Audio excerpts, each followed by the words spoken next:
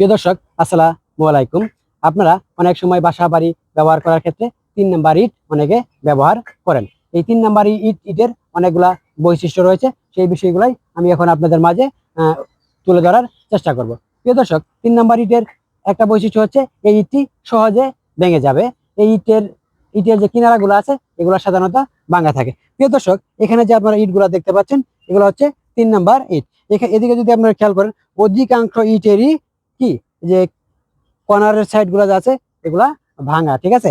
এই ইটগুলা সহজে ভেঙে যায়। আমি আপনাদেরকে এটা এখন আপনাদেরকে ভিডিওর মাধ্যমে দেখানোর চেষ্টা করবো। প্রিয় দর্শক, দেখেন আমি 2টা ইট নিয়ে যদি এইভাবে হালকা করে বাড়ি দেই তাহলে দেখবেন 2টা ইটই কি হলো, একদম ভেঙে গোড়া গোড়া হয়ে গেল। সুতরাং এটা থেকেও বোঝা যায় এটি হচ্ছে 3 নাম্বার ইট।